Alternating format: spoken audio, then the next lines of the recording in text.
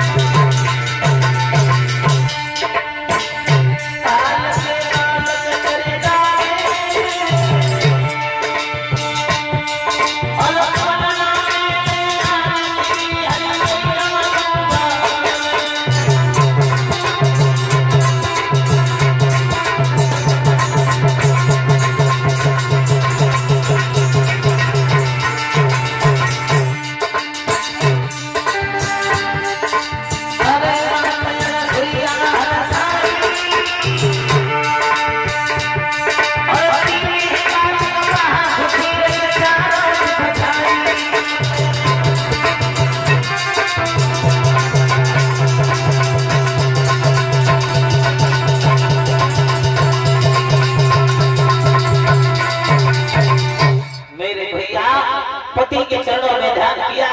अनसुईया ने जल ले लिया और जैसे ही जल लेकर के तीनों देवताओं के ऊपर छोड़ा, जरा जरा से बालक बना लिए। पालना में लिटा दिए तीनों देवता। अनसुईया बड़ा प्रेम कर रही है, बड़े आनंद से पाल रही है। काफी समय हो गया, तीनों देवता लौट के नहीं आए। तो नारद जी से तीनों देवियों ने पूछा, नारद जी प्रभु को क्या हुआ, कहाँ है? तो जवाब दिया, तुम्हें नहीं मालूम है मैया, चल करना जग में भला नहीं है, नहीं किया तो करे देखो। जिन लोगों ने कपट किया तुम चले के उनके घर देखो। तुम्हारे पतियों ने नंगे होकर भोजन मांगा, अनसुईया बन गई चच्चा है। पालना में पड़े ढूंढ रहे हैं, बेपने हाल के बच्चा है। अनसुईया मैया ने पालना डाल दिया है, तुम्हारे तीनों के पति बच्चा बन के खेल रहे हैं। कहो लक्ष्मी जी बोली, नारद प्रभु को हमें कैसे मिले? ऐसे थोड़े मिलेंगे। अब आप भी जाओ, अनसुईया से निवेदन करना, विनती करना, आग्रह करना, शायद तुम्हारी बात मान जाए। देवी बोली, हम कैसे चले जाए? हमें तो बड़ा कष्ट है, बड़ी लज्जा आ रही है, बहुत शर्म लग रही है।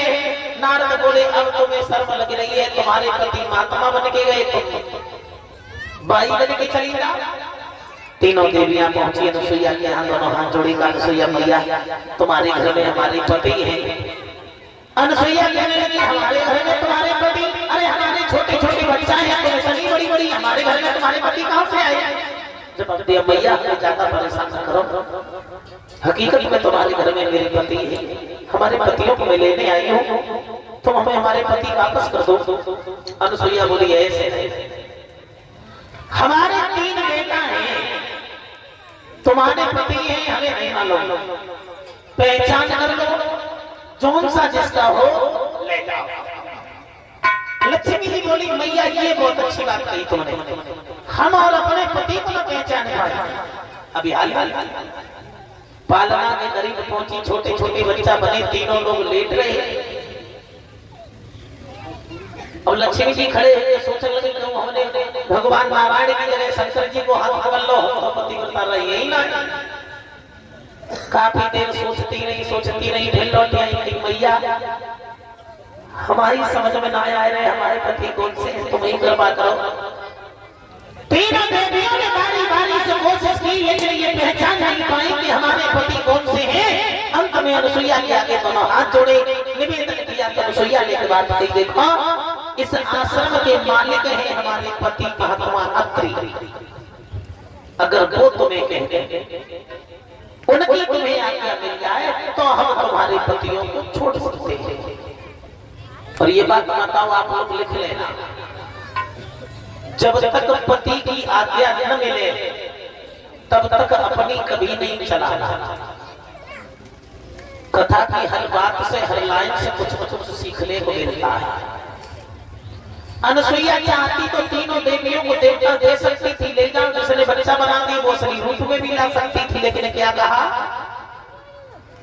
इस आश्रम के मालिक है महात्मा अत्रे, जब तक वो नहीं कहेंगे तब तक तुम्हारे पति यहाँ से जा नहीं सकते। उसी तरह से अगर तुम्हारे घर पे भी कोई बात आ जाए तो कह दो घर के मालिक हमारे पति हैं, पहले उन्हें पूछ लो, उसके बाद हम तैयार हैं। न मैंने देखा है नेताजी, ससुराले से बुलावा आ जाए, साले को ब्याह हो और तुम बाहर हो, कोई न कोई बुला ना जाए नेता देवे के लिए फलानी तारीख को शादी है, लग्न चढ़ेगी या बरायते हैं, तो हमारी माताएं फिर नहीं पूछती क्या होते हैं, भैया को ब्याह है जाए। लेकिन हकीकत ईमानदारी की बात है माताओं, हमने देखा है, खैर 30 साल उम्र नहीं, खूब देखो दुनिया में होने आप लोगों को बरायतें मिल तो सुना, लेकिन सबसे ज्यादा मुसीबत आप लोग उठाता।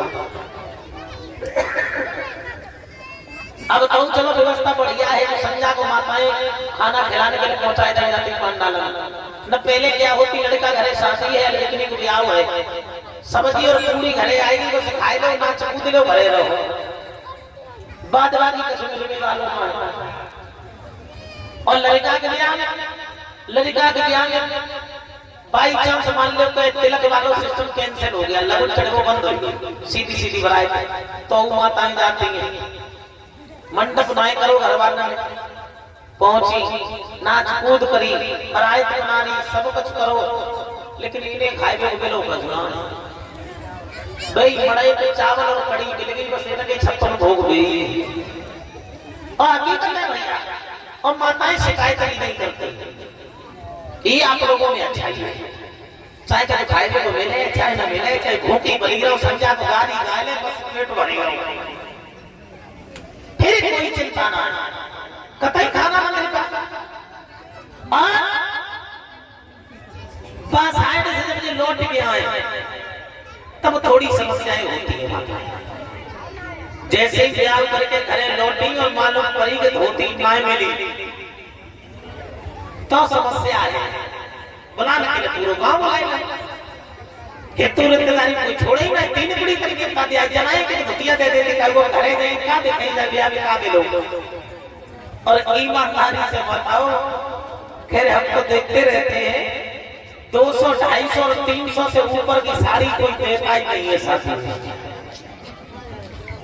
साड़ी चाहे ले लो एक दिन न पहने, और भाई भैया अगर तुम ले पाओ 300 रुपए धोती ले लो, के चली जाइए तो लड़ाई हो जाएगी। लेकिन मैं से चाहे 150 रुपया भी मिल जाए, जो बाबू बड़े आलम की बात लेके आते हैं।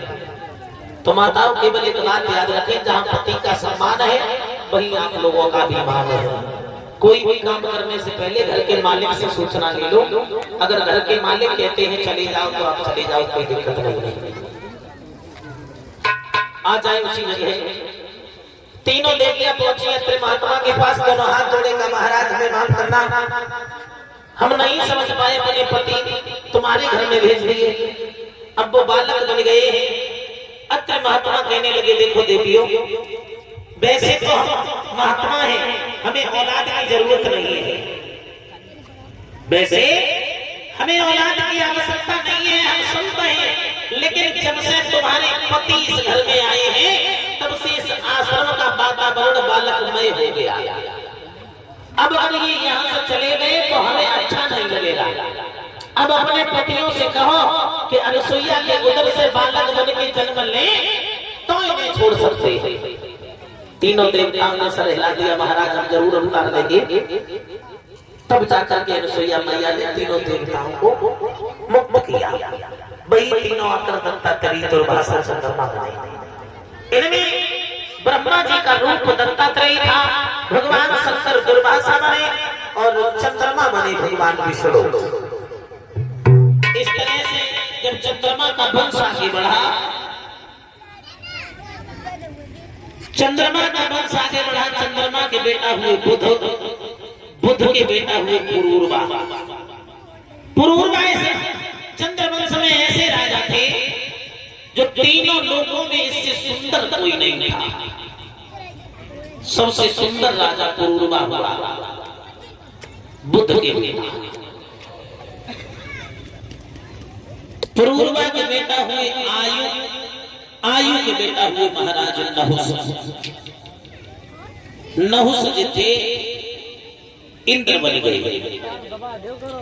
जब ये इंद्र बने तो इन्हें इंद्र होने पर अभिमान हो गया, घमंड हो गया, और घमंड के कारण इन्हें पूर्व इंद्र की पत्नी शची ने श्राप दिया, और उस श्राप में अगस्त ऋषि का हाथ आ गया। अगस्त ऋषि के सहयोग से ये अजगर का रूप धारण करते हैं। उसके बाद बढ़िया नहुस के बेटे हुए महाराज याग। ये प्रयाग ज्योतिषपुर के रहने वाले थे।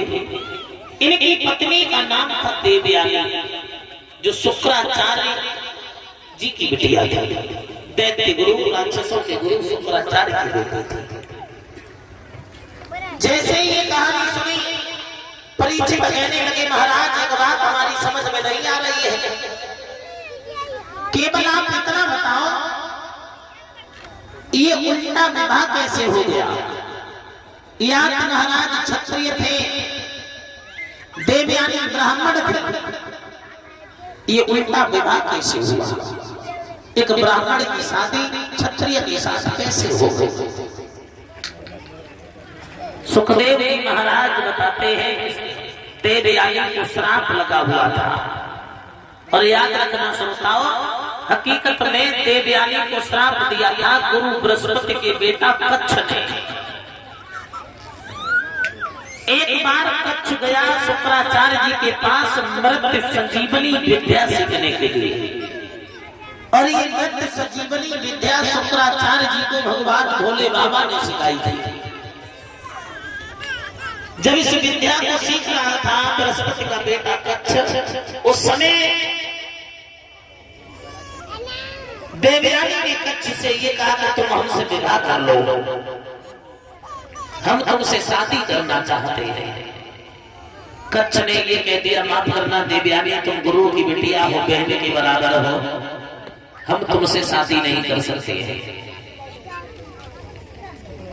देवयानी को क्रोध आ गया और ये कह दिया, कच्छ जो हमारे पिता से विद्या सीख के जा रहा है, अपनी सीमा में जाते ही इस विद्या को भूल जाएगा।